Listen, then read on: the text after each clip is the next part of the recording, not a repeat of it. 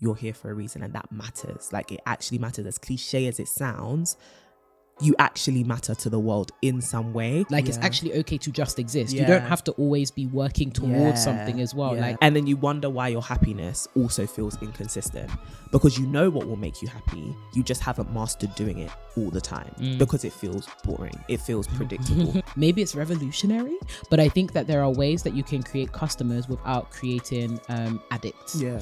Hello and welcome to the To My Sisters podcast. I'm Courtney. And I'm Renee, and we are your online sisters and hosts of the To My Sisters podcast. We are all about promoting the wellness, growth and development of a community of sisters across the world. And in today's episode, we're going to be talking about existential crisis. Let's get into How do you know if you're on the right path in life, especially when it feels like nothing is making sense and you start to feel the real pull of that self-doubt? Let's get into it. But before we get into that, we actually have quite a bit of housekeeping to do. Okay. The first is TMS Live in London. We sold out. Guys, we can only say thank you. I don't think you guys realize just how much it means to us to be able to see you guys in person, to be able to do these kind of events, but also to actually trust and believe that you guys are actually going to come out for us, especially because we moved into such a bigger space. We were definitely sat at our computers a little bit nervous, like, are we going to see the sisters this November? And you guys showed out. So we just want to say a big thank you. Honestly, we love and appreciate every single one of you that bought tickets for your friends, your family. Those of you that didn't get tickets, I know there's a couple of you that just didn't get it this year. Next time. That's okay. It happens. But hopefully next year again will be bigger and better. So sisters, we just want to say a big thank you, and we are looking forward to seeing you in November. We are so grateful. The second thing is thank you for 40,000 subscribers. All right. Thank you. The same day we sold out 400 tickets for our live show, which is 4x the last show, we hit 40K here on YouTube. So thank you all so much for supporting, for sharing. Obviously, this month's Vision Challenge was to share, and you guys were really out here sharing. Honestly. So thank you so much. We really appreciate each and every one of you that makes up that 40K and beyond in the sisterhood. And we appreciate you so much. Thank you for helping us reach such a massive milestone so quickly. There's something about the number 4 this month. I'm telling you, I'm born on the 4th. There we go. Lucky number 4. But again, thank you, sisters. And then I believe the last housekeeping announcement is the winner of the Vision Challenge. Yes, sisters. So for the past few months over this year, we have been handing out 100 GBP cash dollars to sisters that have been completing in our personal development and wellness challenges. Now, last month's Vision Challenge was all about sharing the To My Sisters podcast. And without further ado, the winner is at Pancakes and Brunch. Oh, that's a nice username. Right. The sister has been with the sisterhood for a hot minute. Like, she has been supporting, and we've seen you, and we just want to appreciate you. So sis, please get in contact with us. We'll be in contact with you very shortly for you to claim your prize and get yourself something nice, maybe a little pancakes and brunch. The puns write themselves. So thank you so much for participating, ladies, and a big congratulations to Miss Pancakes and Brunch. And not to worry, sisters, there are still 3 months left of this year for you to get your chance in to win £100. So for this month's challenge, sisters, it's a physical one. Get your running shoes. Yeah. Y'all gonna have to get up, because we want you to work out. I know we lost some people already. We want you to work out at least 3 times in a consecutive week this month. Yeah. That's it. That's all. That's all. 3 times in a week. 3 times in a week or 3 times every week? We'll say in a week. Yeah, 3. Okay, it's 3 times in a week. It's winter. Start when we wake up. It's all right. But this is any kind of exercise. So please do not be discouraged. We are not asking you to run 5Ks every morning or anything like that. Nothing like that. Whatever is considered exercise for you, in the sense that something that pushes you physically, elevates that heart rate. We know that for some of you, that's going on a brisk walk for 20 minutes, 30 minutes. Well, let's say 30 minutes minimum of exercise each session. But for some of you, that's going on a brisk brisk walk. For some of you, that will be doing, stretches and yoga at home. For others, it will be, lifting in the gym, going on runs, whatever it is that you consider exercise that you can actually track in some way. Please tag us when you have done it 3 consecutive days, and you'll be entered into the Vision Challenge. There we go. That's it. Just 1 week. That's just all. 1 week. Could be this one. Could be the last one. There we go. Could be any of the 2 in the middle. But do it. No, that's quite funny because it's a physical, get it anyways.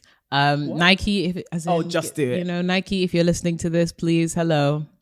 Running shoes, lifting shoes, we'd appreciate that. The sisters need equipment. Hello. So please get in your entries this month. We're really excited to hear from you and see the sisters, breaking a little sweat here and there. Really excited. Times. Do it with someone if you feel intimidated. Do it with someone. There you go. Well, sisters, that is the Vision 22 challenge for this month, and also all of the housekeeping activities before we get into the ding dilemma. All right. Hey, sisters. Hey. Sorry, that was so delayed. Hey, girl. So my dilemma is I have a guy friend and we are pretty close. Mm-hmm. We've been friends for almost 4 years and we talk and hang out a lot. He talks to me about the girls that he likes and me about the guys that I'm into.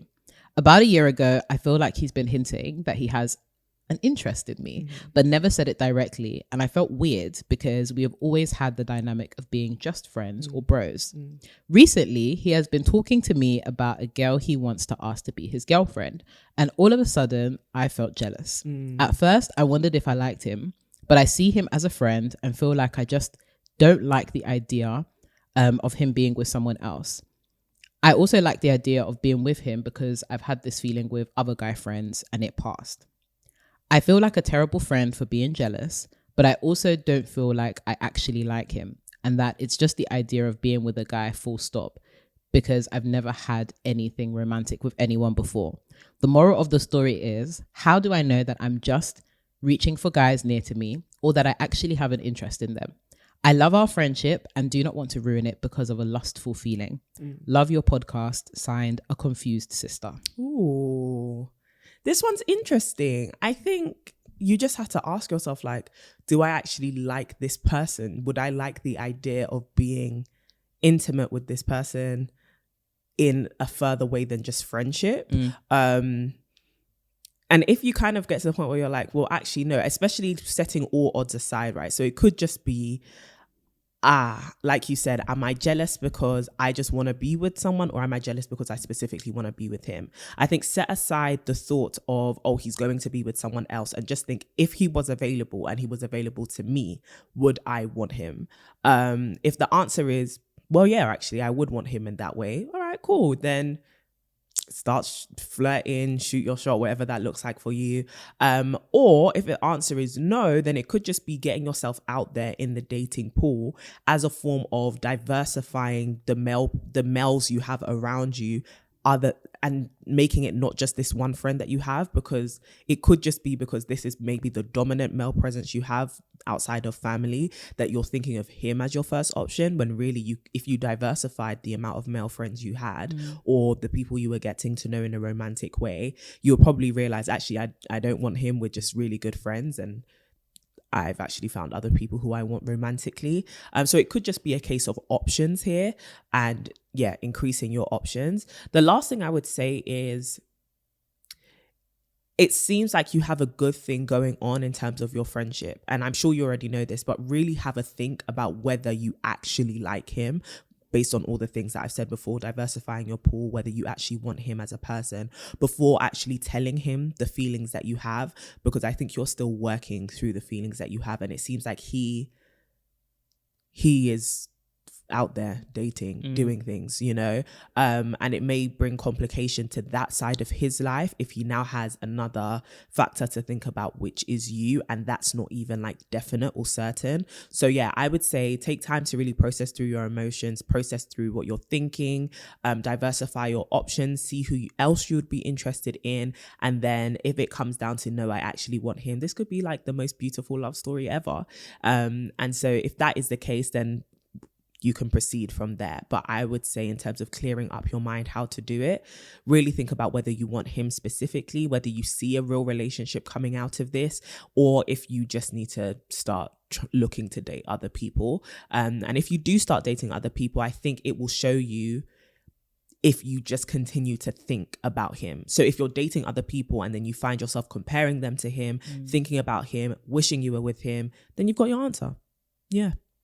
How about you? No, I pretty much agree, man. I agree. I think there's also a consideration of how resistant you are to change, because I think either way, you do have to understand that the dynamic will change. And I think that can sometimes be difficult if you're in relationships or friendships where, particularly if it's the opposite sex, or if you're attracted to them or could be attracted to them, it can get quite difficult. So if it is, I agree with Courtney insofar as you need to decide what you want. Like, is it that you genuinely want this guy, that you actually have feelings for him, or that you find him attractive? If so, then you need to make that decision and pursue that. If not, then you need to have a conversation with him around the dynamic between you, your friendship, and how that might change once or if and when he's ready to, be in a relationship with somebody else, or vice versa. Equally, if you were to get into a relationship, you'd also need to consider what would that dynamic be like between you and your friend, and then you and your partner.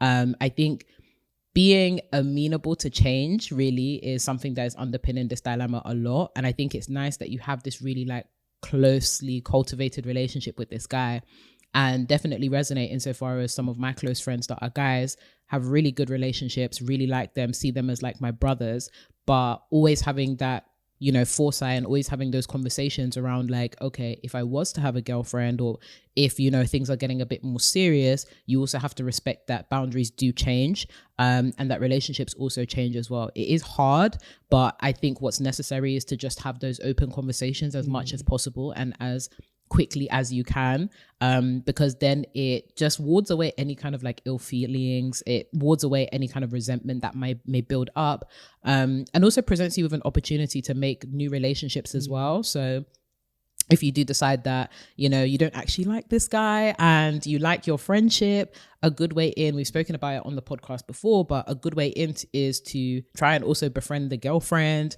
try to, make the effort to really see them as a couple and really respect that new dynamic that they have. And then also yourself be pursuing more romantic interests and thinking about dating and considering all the other things that you can do. And also lean on other friends that you have as well. You might have other intimate friendships with either female, male, whoever. This might be a really great opportunity to also think about those kind of relationships. But yeah, I definitely agree with what Courtney said insofar as decide what you want first and foremost. Have some time to process your emotions, think about what you actually want. And then once you've made that decision, I like him, I don't like him, pursue accordingly. And if it is that you don't actually like him, then you do need to step back. But if it is that you do like him, then sis, now is the time. And I would also say be careful with that one as well, because it can be quite difficult transitioning from a friendship into a relationship, especially if it's one where it's been mostly, if not entirely, platonic. And I would also say be careful in case it's not necessarily returned. I think whilst it is, and you need to also be prepared for that as well. So just being aware of the implications of, if I do like this guy and I want to pursue it, whilst it would be great, I would love for it to end in a love story. If it doesn't, are you also prepared for that too? So it's really about weighing the risks, weighing the pros and the cons, and then deciding what you want and pursuing it. So that's what I would add. Very good.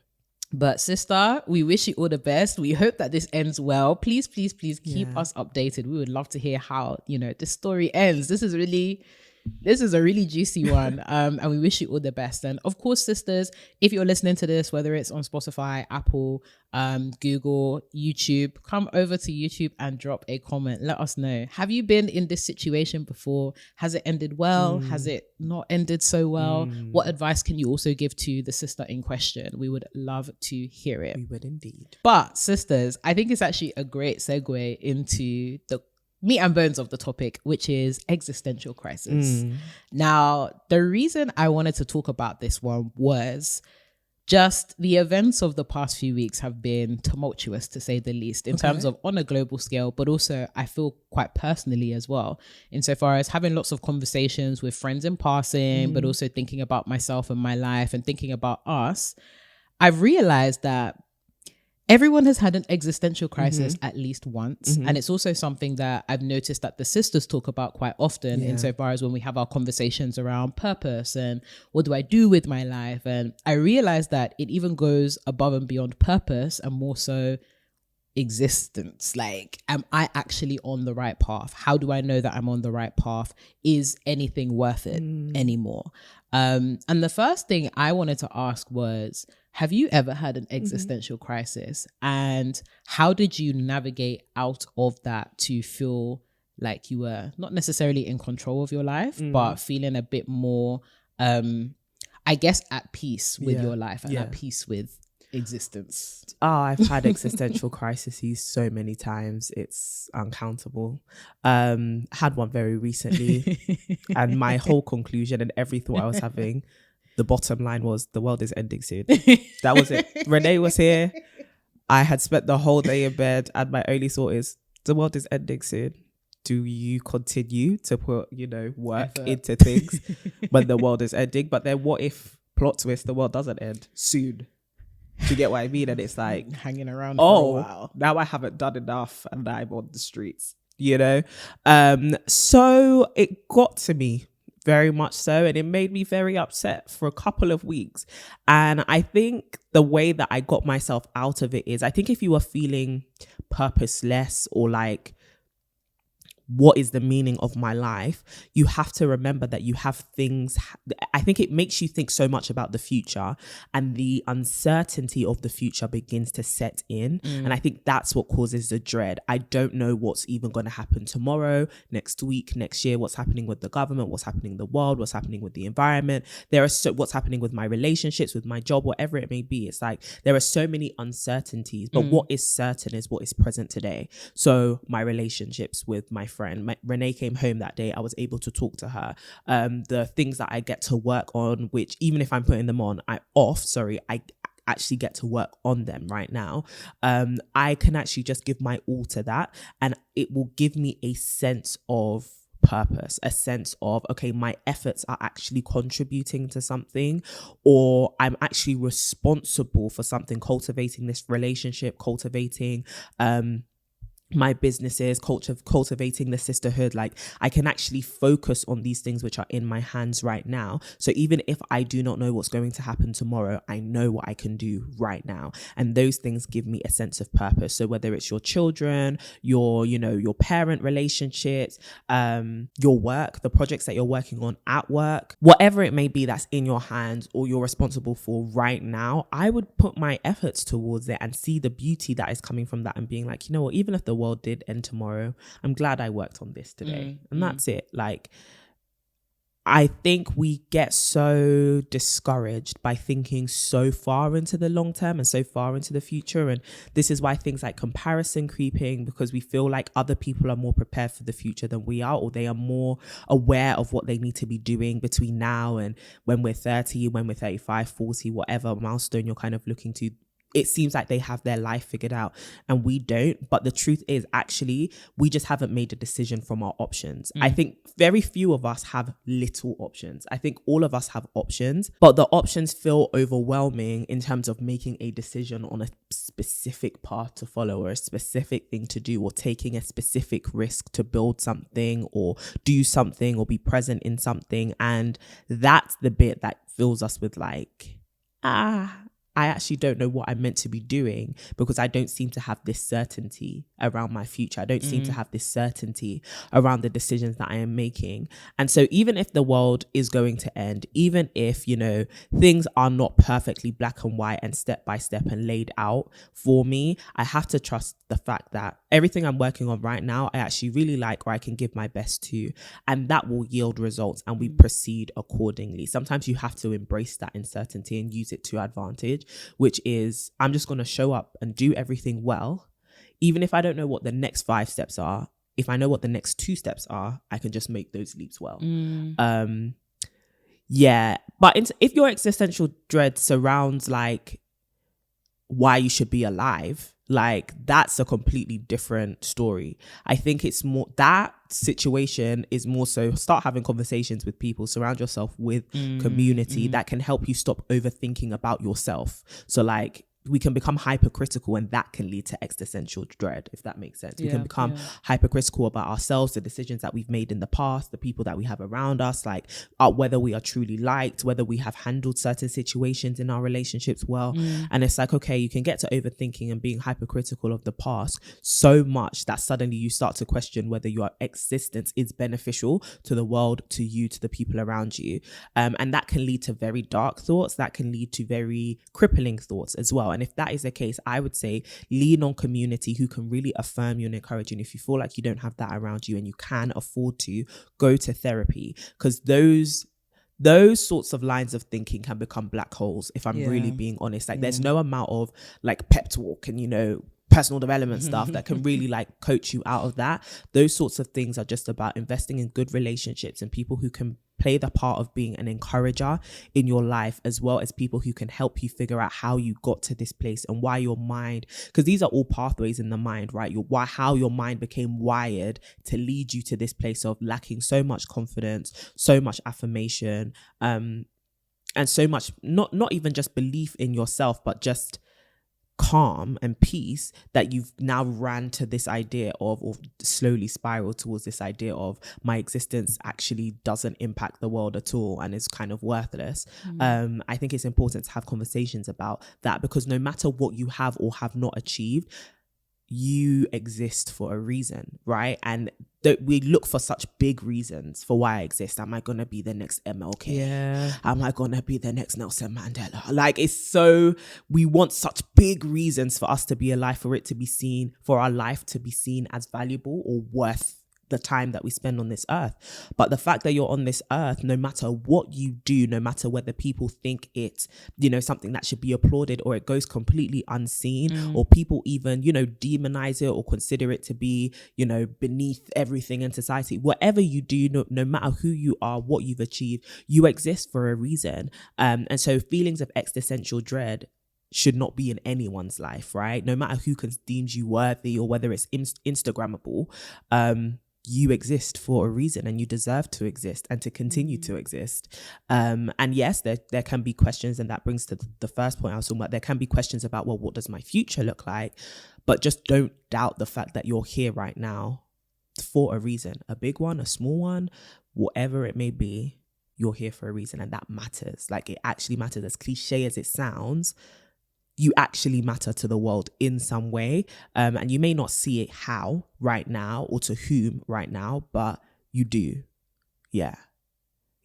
That's what I'd say. How about you?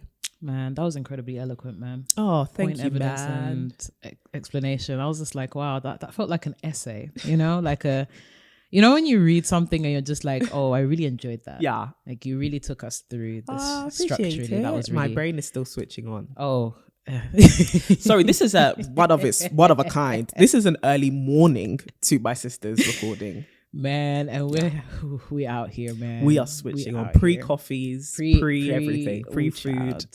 This is just out of bed, got ready and sat down. You know what's funny is that people will be watching this and be like, y'all are dressed to the nines. Talk about, we have a wedding. They're like, this is you pre-coffee. We have a wedding. No, guys. If you saw what we really look like a couple minutes ago, we'd have to put like the screens up and stuff like that. But anyways, I absolutely love your answer. And the reason I love your answer is a couple of reasons. First is, I love the distinction you made between the feelings of like existential dread and fear about your future versus, you know, the clinical issues of like depression and trigger warning, suicidal thoughts. I love that you made that distinction, because I think sometimes that can also be lost. And I think that when you're not clear about the distinction between the two, one can spiral into the other. So those feelings about, I'm fearful about my future, I'm fearful about, you know, how I feel about myself, can quickly become something clinical and something that actually requires professional assistance if we don't have an opportunity to actually articulate what is this feeling and is this normal.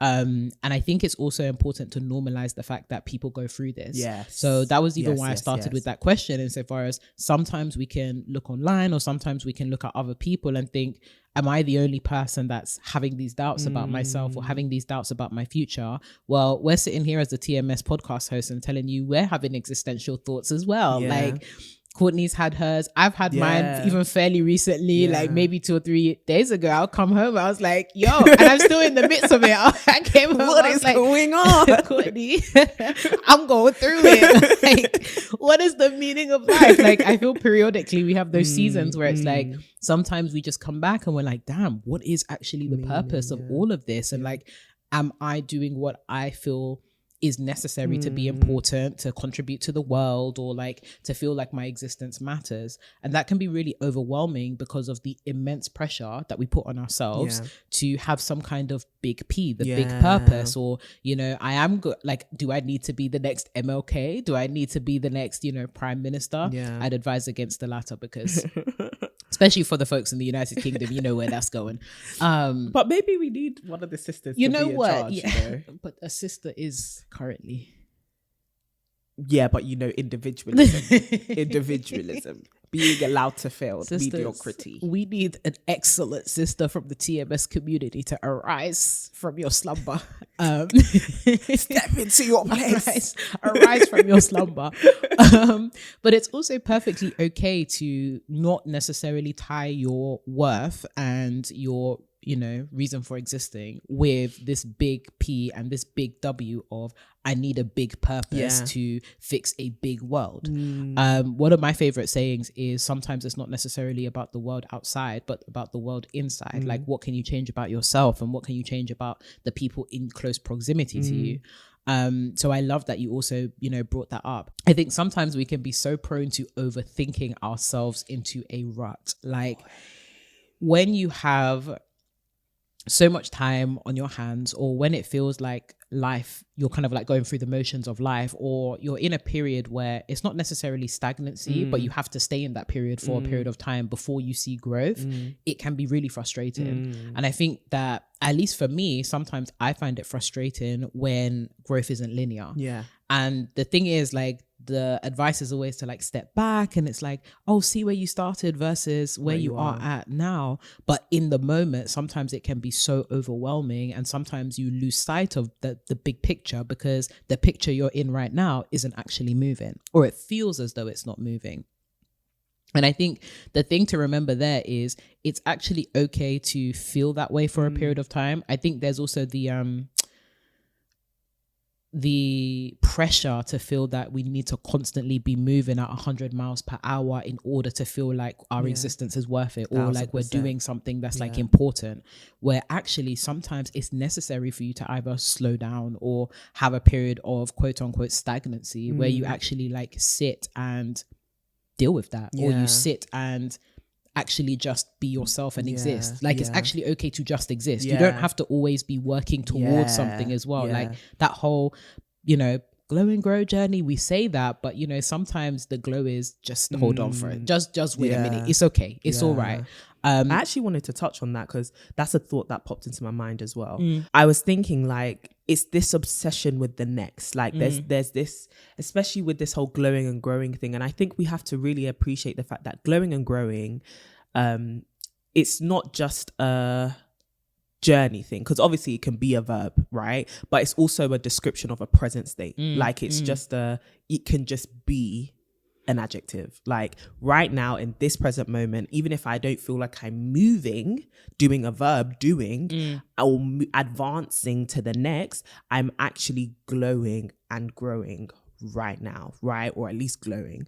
And the growth, and I think this is a thought I was having a couple of days ago, which is, so many of us, I think in our generation particularly, we hate the mundane. Like, we really hate the idea of the repetitive, mundane, the fact that every day could possibly look the same. Not necessarily for the whole of your life, but at least for a season, for a month or whatever. Like, sometimes we get so discouraged at the idea that, damn, like, it feels like I want to jump to the next so bad, because the idea of the mundane, the idea of the fact that today looked like yesterday is scary. It makes me feel stagnant. It makes me feel like I am not growing, when it's like, actually, no, this accepting the mundane is actually what helps you accept growth and really aid you on that journey of growth, being able to master what you're doing now. And it could be that we feel so overwhelmed by the future because we haven't mastered where we're at right now. It's like my present life is even overwhelming. My present schedule is even overwhelming. The idea of adding more to my plate, the idea of getting that promotion, the idea of doing XYZ is quite scary and intimidating.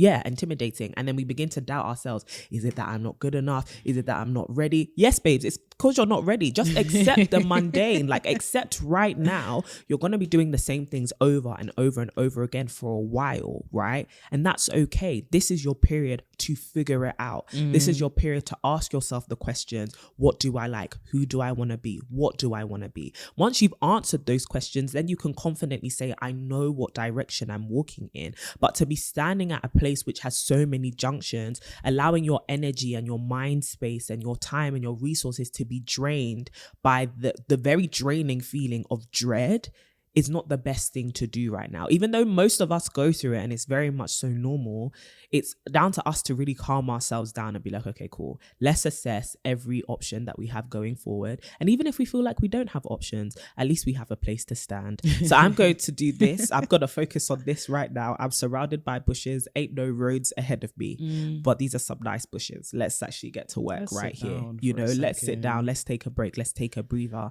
and let's embrace the fact that this is my life right now. And even if it feels mundane isn't necessarily bad.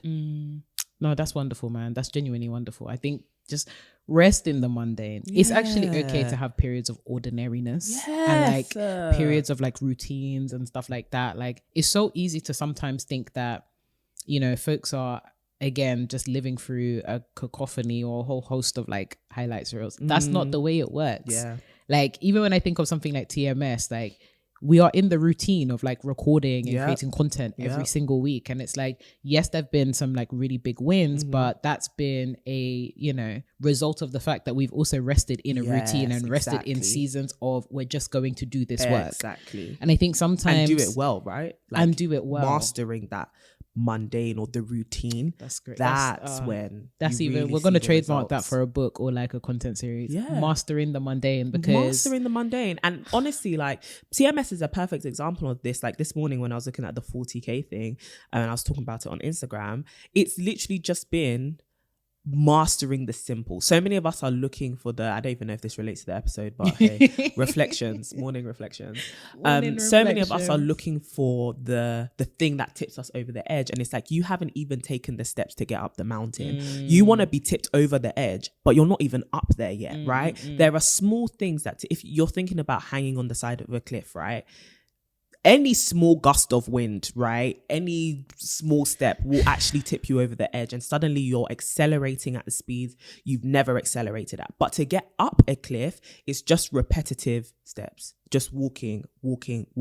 Sometimes that walking feels tough. Sometimes that walking feels intimidating. Sometimes the same distance of steps feels harder to do because you're on a heavier incline. Like, it's the steps to get up there are much harder and require much more consistency and effort than the little thing that's going to come and tip you over the edge and start that acceleration, right? And start that exponential growth or whatever. So many of us are waiting for the tip over the edge, and it's like, you're not even on the edge yet because you haven't taken the steps. Like, you haven't actually taken the consistent steps to get there. And yeah, like with TMS, it's so magical what's happened with this sisterhood, and it's nothing short of a miracle and God's grace and favor. But it's also been matching all of that with consistent mundane effort of just sit down, record, edit, post on a Sunday, sit down, record, edit, post on a Sunday, send out a weekly newsletter. Like, it's build and do that. If we had just been so inconsistent, and I reflect it and I compare it to my YouTube channel, for example, this channel has existed for about 18 months. My channel's existed for nearly 7 years, right? And it's nearly pairing to like the same amount of subscribers by God's grace. So by that, it's like, what does inconsistency look like? And what does consistency look like? It's this consistency, and doing the mundane really accelerates you. It doesn't look and feel like it in the moment,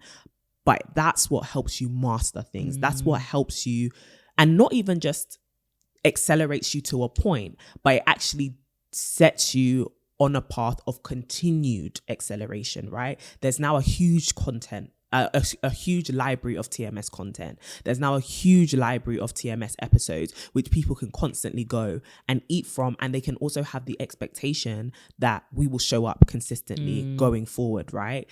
That helps people to ride with you a lot better. And if you are looking for like, well, my life just seems inconsistent, my joy looks inconsistent, it's probably because you haven't done the mundane enough, right? You know, that day you woke up early, you went to the gym or whatever, you walked, you journaled, you did everything that you were meant to do. You performed really well at work, and then you met your friends after work and it felt like a great day, right? That day made you feel happy, but you don't do it every day. And then you wonder why your happiness also feels inconsistent, because you know what will make you happy. You just haven't mastered doing it all the time because it feels boring. It feels predictable, right? It's like, I've got to wake up the same time every morning. That's so predictable. It's not cute that your life is erratic. Like it's not cute that your life, like, and it's also not cute to know what would make you happy and just not do it, because you don't want to embrace the idea of life being predictable, life being according to a schedule, life being penciled down, and just doing it. Because as much as we're all looking, that was the original point. As much as we're looking for this quick fix and this quick magic potion that will accelerate us, do this and you will 100x your growth. Really and truly, the truth stays the same. Yeah. The basics work. Yeah. You just have to do it. Mastering the simple stuff will take you so much further than trying to get the that one thing that's gonna catapult you to success that's the thing that actually keeps I wouldn't even say the personal development or productivity industry going, but it's more so like the coaches and all of that. And no slight to you guys, right? Like, please, I'm not dissing anybody, but I think people keep you dependent because they always think it's a new thing. Like, if I propose to you a new thing, that's what's gonna get you off the ground. And then you're buying more books, you're buying more courses, you're buying more journals, you're watching more videos, you're consuming more content to try and help you find that one thing you just don't know yet, which could be the missing piece. And it's like, no, you have all the pieces, you just haven't sat down to put all the pieces together. That's the problem. You haven't put these things to work. We've talked about it so many times, I think, in the last season of the podcast, but it was like, you've done all this reading, you've done all this research, but you haven't done anything with it. And you're wondering why you have no results. Like, it's okay to just pause and say, you know what, I think I've been exposed to enough. Because it could also be just one video you need to watch where someone's telling you, this is how I structure my day, or this is how I changed my life. And you just put that into practice. You just put that into play. But it's easier to be more obsessed with the content and the figuring it out and figuring out how than actually doing it and actually making sure that it's implemented. That's more challenging, but it actually works. And if we kept to that simplicity, I wonder if some people would be out of jobs.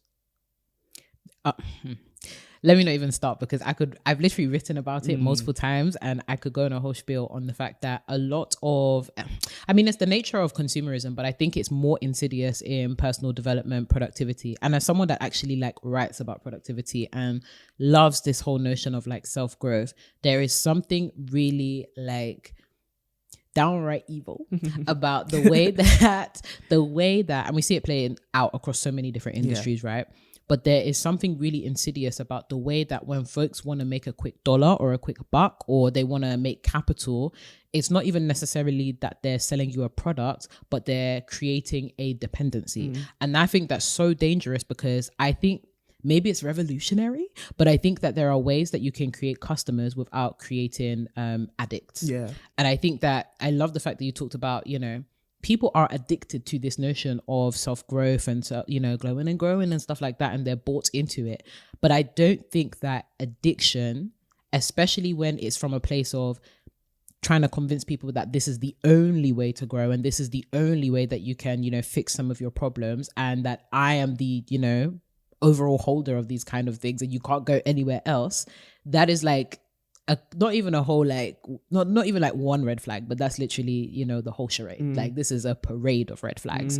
But the fact that there's so many people out there that think that creating all of these addictions and dependencies as a means of getting capital by literally co-opting the notion of self-growth is going to harm people in the long run. Because what happens to addicts when they don't, like, they can't, get their fix? What happens? Then all of a sudden there's a big hole in your life. And I even think about it with like content creators sometimes, where it's like people are obsessed with celebrities and obsessed with content creators to the point that when content creators do something wrong or when content creators disappear, all of a sudden your life collapses. Like void. Your life collapses. And I think that's the same in like other places, right? Whether it's like, I can't go and work out because I'm dependent on my personal trainer, for example. There's a lot of personal trainers. And look, again, as somebody that loves fitness and all that kind of stuff, there are some personal trainers that are just like doing the most ridiculous exercises, creating the most ridiculous plans to foster this notion of dependency or foster this relationship of dependency, so that the people that are coming to them for results will feel like they can't get it elsewhere. And I think it really does link into the fact that so many people have existential crises because they have allowed themselves to become addicted to very specific metrics of success, but also very specific ways of getting there. So when you don't have, that one route, or when you don't have that one thing that you need, you feel like you need to like make progress, then all of a sudden you feel as though you're stagnant. When first of all, you actually didn't need the thing in the first place necessarily. And second of all, there's a lot of ways that you can still facilitate growth if you want to, if that's something that you really care about and something that you want to accelerate, without having to do all of this extra stuff. Nail the basics. Like I can't reiterate enough how important it is to whatever it is that you want to do, whether it's, something that's super grand and you want to make your next $1 million. You don't always have to pay like $700 for that course online that has promised you that you're going to, like, your existential crisis will go if you're part of this course. Sometimes it's nail the basics. What is your budgeting and spending habits like? Have you actually, we need to crawl before we walk, before we fly. And I think there's that missing piece of, or that acceptance of, okay, let me actually crawl first. Do you know what I mean? Like, I think there's also a humility that requires. And I think that because a lot of us are chasing those like viral moments or those aha moments, we forget the things that precede those moments. And I love the fact that you use like TMS as an example, but any other thing, right? When you do get that moment to shine, you also need to make sure that there is something behind that. How often have we, like, think about folks that are like in the music industry, one hit wonders, or like folks that have had their viral moment that they're actually not prepared for. If you are waiting on a viral moment, there's things that you can do to prepare and ensure that you will stand, and that you don't turn, that your viral moment doesn't just stay a moment, but actually is an upswing. Like, don't just stay and look for the viral moments, look for the upturns and the upticks, so that you can actually continue on that exponential growth curve and actually make sure that you have receipts. So if you feel like you're stuck right now, one thing that you can be doing is work on building your receipts, so that when you do have your moments and you do have your opportunities, then it will be so much easier. But one thing that I actually wanted to talk about with the whole conversation on like existential crisis and thinking about like working in the mundane is, what do you do when you have low motivation? Because I know that for a lot of people, like, they want to be consistent, they want to, like, stay in the mundane, or they want to like nail their routines, but sometimes they just wake up and they're just like, I don't want to do this. Yeah, I get it. I do think, so obviously everyone's like, you don't need motivation, you need discipline. Just get up and make sure you do it. It's like, listen, Joe, we don't want to do it. Okay? Put your 7 alarms on. Some of us are very much rebellious in nature. You know what? I think even if it starts off messy, it's okay. So for example, okay, I want to wake up, I want to go to the gym, because that's just one that we all put off. And obviously Vision 22 challenge this month is get up and go and work out. I want to get up, I want to go to the gym. And it's like, I woke up this morning, it's dark outside, it's cold, it's raining, I don't want to go. Okay, cool. Do you know what I mean? I don't want to go. Okay, cool. Do it when the sun comes up then. Do you get what I mean? Why does it have to be at the crack of dawn? Do you get? Because we want it to be perfect. Like, I said I was going to go to the gym at 7 a.m. because that's what the productive people do. And I want to be in there with the productive people. And it's like, okay, cool. But you don't want to go right now. instead of crossing it off the list and being like, I'm not going to do it at all because it wasn't perfectly done. It wasn't done at the 6 a.m. or the 7 a.m. I said I was going to do it. Do it at 11:36. Do it at 2:46 in the afternoon. Like, just get it done. It doesn't have to be perfect. It doesn't have to be the most romanticized, ideal version of it. In the beginning, it can be ugly, right? It can be, okay, I need to wake up and I need to write that essay. And I feel like I don't want to write the essay. Okay, cool. Just write every thought that comes to your mind. Don't even crack open a book. Just write everything that comes to your mind. Write down a skeleton plan and close your laptop. Just do something. It doesn't have to be perfect. And I think a lot of us are waiting to be able to achieve the perfect before we actually do it. And it's like, no, if I can't wake up super early and go to the gym, then that's not discipline. But it's also not discipline to just not do it at all and just to be like, well, I'll do it tomorrow because then it will be perfect conditions. Perfect conditions are never going to come. And you may not be able to create that perfect thing right from the beginning. It's like with makeup, right? Some of y'all have really been complimenting my makeup recently and I really appreciate it. But if I hadn't started doing makeup in the first place because I was waiting to be able to do my makeup like this, I would never have been able to do my makeup like this. You will never be able to perfect a thing you do not start. You have to at least start somewhere. My makeup wasn't always the best. It was always good. Don't get me wrong. But it wasn't the best. It wasn't always the best. And it was only because of practice that I've been able to perfect it. And a lot of failures and a lot of, well, this isn't ideal, but I don't know how to do better yet. So I'm just going to keep doing this, right? And I think a lot of us are waiting for we want to be motivated for the perfect. Yeah. Do you get what I mean? It's like, I woke up this morning and it's like the motivation is great to keep you riding and to get you started. And if you have bursts of motivation, ride those waves. I cannot emphasize enough. If you are somebody who maybe your energy fluctuates, and especially as women, like with our hormones and all of that, like times of the month and cycles and hormonal cycles, it can feel like there's a small window in a month where we actually feel like we can actually do everything we want to do, right? And so with that, ride that wave. Like if that week comes where it's like, oh, I feel like Superwoman. Okay, cool. Do everything that you need to do and start a habit and start a routine this week whilst you have the energy, and try to sustain it with discipline when you don't. But I do think there's this obsession with perfection that we often have, which stops us from actually starting, because if I can't do it perfect, I'm just not going to do it at all. But that's why you're out of practice. You need to do it even if it's not perfect, even if it's not ideal, even if the day looks like a mess. If you were still able to tick off everything on your to-do list, maybe you didn't do it in perfect order. Maybe you ended up at the gym later than you wanted to, or you ended up, writing that essay a bit later than you wanted to. Well, have you actually done something about it today? It might not have been ideal. It might not have been on schedule, but did you get it done? Yeah. Okay, cool. We can work with that. That's still a bit of progress made. But how about you? Yeah, no, I definitely agree with everything that you said. I think, man, embracing the messy is so necessary, because sometimes it's not a case of getting it done perfectly, but just getting it done. Yeah. There's been days where my, routine looks like an entire mess. Like I said, I would wake up at this time to do this, and sometimes I get it done at the end of the day. Yeah. And I'm just like, you know what? As long as I ticked off that box, there you go. We're done. Yeah. We're done here. Don't look for me. It's cool. It's good. I did it. And I think extending that kindness to yourself is necessary, because sometimes it's so easy for us to tell other people oh, be kind to yourself, just get it done, we'll perfect it later. But then when it comes to the way that you engage with yourself, all of a sudden you're a lot stricter. All of a sudden, it's because sometimes when you feel like you know what you're capable of, and because you feel like you're capable of perfection, you don't extend yourself grace when you need it, because you actually fall short, but you forget that sometimes. So I definitely agree. I think also getting into the habit of stirring yourself up is necessary. I know it can be difficult sometimes. And sometimes it does require you actually tuning into, the motivational stuff, or listening to a sermon or something like that.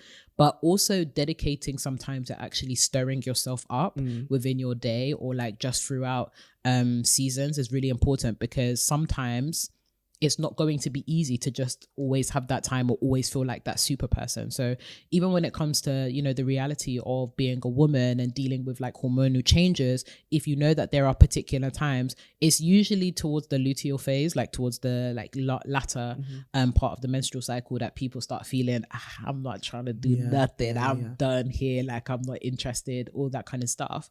Account for that. If it is the, I need to wake up later to account for the fact I'm going to be tired, then account for that. It's better that you actually account for your reality and like your bodily changes, and actually be very aware. It comes down to self-awareness again, right? Yeah. Be aware of those mood changes and don't always try to fight against it, but work with it. It's actually okay. Yeah. It's normal. Literally. It's actually normal. Yeah. I think just even the whole like superwoman thing, right? We think that we're going to be superwoman all of the time. Yeah. Now when I make plans, I'm like, I know for a fact that this particular day or like in these weeks or whatever, I know that I typically feel like this. I'm not always going to feel like this, but typically. And if so, this is my plan for how I'm going to work with it. Not necessarily counteract it, but work with it. Yeah. So actually getting into the habit of stirring yourself up or knowing what you need at particular points in seasons is actually really important. And then sometimes you actually do need somebody to just remind you of yourself, because when you're dealing with low motivation, and this is not to say that you always have to go to other people, I would always encourage you to start with yourself and then try and branch outwards. But if you can, sometimes go to other people to remind yourself of who you are. Like I've had like conversations with my friends where, you know, they can pick up, okay, Renee, is everything okay? You're sounding a bit low. And I, you know, honestly say like, look, I'm dealing with low motivation today. And it's not necessarily always their job to motivate me, but because, you know, they care about me and we have that relationship, it'll be, okay, look, you've done this. I know you as this. I think that you just need, you know, this time or whatever to really think about what you want to do, how you're going to do it. But don't allow this present story that you're telling yourself to be the story of who you are, because I know you like this. Yeah. And I was actually having a conversation with one of my friends like a couple of days ago that went exactly like this, where it was hi Renee, what's up? I was like, hey, and he was like, nope. No, I know already that you are sounding down. What's up? And I told him existential crisis, all that kind of stuff. And he was like, well, look, Renee, you've done all of this stuff in your life, but more importantly, I know this is who you are, and I know that you don't give up and stuff like that. And it didn't necessarily fix all the problems that I had, but it reminded me, oh, actually, I know who I am and I know that I'm capable of overcoming this. So sometimes it's worth actually allowing other people to fill you up sometimes when you are empty too, or at least cross-referencing and allowing them to give you insight into the story of who you are as well, to help with that low motivation. Yeah. So that's what I would say. That's really good. So existential crisis, knowing you're on the right path, dealing with all of these overwhelming thoughts. Yeah. What are the top 2 things that you would like to leave with the sisters dealing with this existential dread and trying to figure out whether they're on the right path in life? It's okay to not have it all figured out, firstly, and sit with that. Like, there's nothing wrong with it. There's nothing wrong with, I don't actually know what I want to do with my life. I don't know where life is taking me right now. There's nothing wrong with that. But the second thing is, if you do feel like that, I don't know where my life is going, I don't know what my plans are for the future, I would definitely say just sit down and find the answer. It could be multiple things. It could be, okay, I'm going to try this, I'm going to try that, I'm going to try this. It could also be, no, actually, I want to find one path or one career path, one project, one relationship, something that I'm going to pursue. I'm going to make a decision, because I think a lot of the time our existential crises come from the fact that we just feel like our next step is uncertain. We don't know where we're going. We don't know what direction we're moving in. And we could potentially go down so many different roads, right? Actually take a week or something to actually put on your to-do list. At the end of this week, I'm going to have come to a decision. What does that look like? Getting aware of all of my options, finding out all the information I need to know about my options, knowing what my desires and my wants for life actually are, and then finding out what option best pairs with all of that, right? According to all the information that I know, the plans that I could make, and the things that I know I want out of my life, what am I actually going to focus on for the next phase of my life, for the next 2 years, 1 year, 5 years, whatever it may be. If that's specifically what your existential dread is surrounding, that's what I would say. Find a way to get clarity. Like, the fogginess of existential dread is mad, and it can lead to more panic. Like, have you ever been in a room or not even in a room, but like you feel so overwhelmed, and then suddenly you feel like sensory wise you are overwhelmed, like lights are flashing, strobe lights are everywhere, fog is everywhere, and it's like suddenly a place where I could have easily felt safe feels unsafe. Or like if you're in a room and you know that room, even your bedroom, you've probably grown up in your bedroom, right? Or you've been there for a long enough time. But if somebody suddenly turned off the lights while you were in there and it was pitch black, there would be a degree of fear that came into you, because it's like, as much as I know this place, do I know it with the lights off? Do I know it without the amount of information that I had before and being able to see things clearly? So I think it's about gaining clarity for your next steps, for your decisions. That brings you a greater sense of calmness and peace. And you can pray about that. You can consult, people in your community about that. What do you think I should do for my next steps, based on, like you were saying before, which was a really good point, like based on your knowledge of me, my past, my performance, my trajectory, what would you advise me to do? Also based on your experience as well. I think that can also be encouraging. So I would say speak to people and pray, but find a way to gain clarity about and peace of mind about your next steps and your next decisions. And it may not be the most easy option to make, but it could spur you or fill you with excitement and joy, and at least that clarity and the peace that comes with clarity.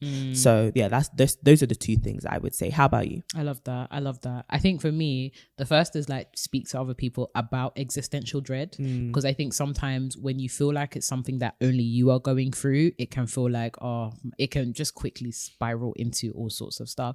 So actually have conversation with your peers. Maybe it's like you guys have a girls' night or something. Yeah. I know there's been so many times where we've had like girls' nights and stuff, and people be like, yo, I don't know what I'm doing, or like, I'm going through it, or whatever. Or just times in passing where we converse with our friends and you realize, actually, not only is this normal, but other people are like navigating through it too. So don't be fooled into thinking that this is something that you're going through and that everyone else has it figured out. Even the people, I genuinely like bet you, the people that you think have it all figured out, some of them are the folks that are most confused. They are freestyling it. They are in the studio turning up, and they're like, I'm trying to drop a track, we'll see how it goes. But oftentimes it's those people who, even in their confusion, they've just decided to do. That's why you're kind of admiring them. For sure. So definitely have conversations with people, A, just people in general that are close to you, but B, people that you also think, oh wow, they've got things figured out. I assure you it will reassure you, but also it might also motivate you insofar as actually the perception that I had of coming through this existential crisis, or the perception that I had of what it looks like to have everything together, is actually not true. So that's the first thing that I would say. The second thing I would say is be still. This is something that I was inspired by, not just I guess biblically, but also I was listening to some of Oprah's speeches over the past week. The existential crisis. I was listening to some of Oprah's speeches and just like her thoughts and looking at some of her interviews. And one thing that I always really admired about Oprah is her capacity to just sit with things and really like, even in her interviews, really just like stop for a moment and really let the dust settle before proceeding. I think that when dealing with times of existential crisis, or dealing with times where there is uncertainty, be still, like stop for a moment and really figure out, okay, what's the issue here as well? Because sometimes existential crisis is like an amalgamation of different things, right? It might be that things are going wrong, or things are off track, or that you're just generally just not liking your routine. Stillness means that you can get rid of all of the distractions and really like double down on what is the actual issue, and then you can start thinking about, what does my plan look like? So I definitely encourage you to find some moments, whether it's during the day or like during a week, to just be still and have that moment alone with yourself without any distractions, any kind of like interactions, and let the dust settle before like steaming ahead. So yeah, that's what I would say. That's really good. I think that is really, really good. But sisters, we are sending you lots and lots of love. It is perilous times out here. You know, the sisters are going through it. And we love you. And for all of you that are, you know, dealing with existential dread right now, or just feeling like things are not working, or you're in a season or period of stagnancy, we love you. We're really praying for you. And we really pray for that clarity and that decisiveness to come as a result of that stillness. And we also just want to reassure you that, you know, this is something that you're not going through alone. So many sisters are going through it. And we really just want to encourage you that you will be out of this season very, very soon. That look, we're so excited for what you're going to look like on the other side, and to really just embrace the journey, really embrace, you know, that this journey won't be a linear journey, and embrace the moments of the mundane. So sisters, if you enjoyed this episode, we'd love to hear your thoughts as per usual. I mean, we are now 40K strong on this YouTube channel. So, you know, you better just bring your shoes and get comfortable over here. Take them off at the door and just, you know, drop in a little comment. Let us know. Have you dealt with existential dread? What have you done to kind of get out of it? And also whatever resources you might want to share. We'll try to leave in the description below some links for some of the folks that may be dealing with more clinical issues as well as our link to betterhelp.com/to my sisters for those of you that are looking for a couple bucks off on the therapy side. Aside from that, sisters, you can follow us on all social media platforms, literally everything. Twitter, Instagram, LinkedIn, TikTok, wherever we're around. And that is @to my sisterhood. And of course, please come and follow the good sisters on our individual channels. Our good sis Courtney has got a wonderful, thriving YouTube channel. Make sure you follow that. Her videos are top tier. I be out here watching, like, you know, I am a subscriber, so I just be out here watching like, dang, this is new. So make sure you follow her on YouTube, and of course follow her on Instagram @CD Boateng. And of course, come and say hi to me over at my Instagram, which is @Renee Kapuku. We love to see it. Well, sisters, if you haven't already signed up to the mailing list, I don't know. It's a bit touchy. It's a bit touchy. The girls are real sensitive over it right now. But sign up to the mailing list, tomysisters.com. Weekly glow and grow tips straight to your inbox. Okay, we will not spam you. We will just send you good treats. All right. And if you want to take part in Vision 22 this month and take part of the challenge, remember to just tag us on your stories on Instagram or in a post, just letting us know the 3 consecutive days that you did your exercises. Screenshot your Apple Watch, your fitness app, your Fitbit, take a picture of it, whatever it may be, to just let us know, hey, I did it. I did it. All right. And then we'll pick a winner at the end of the month. But we hope that October goes beautifully for you. The countdown to live show begins. Boy. Keep your eyes peeled for some special announcements, some guests, some friends, man, some friends. All right. We'll talk to you very soon. Have an amazing week. And as always, keep glowing and growing. Ciao, ciao.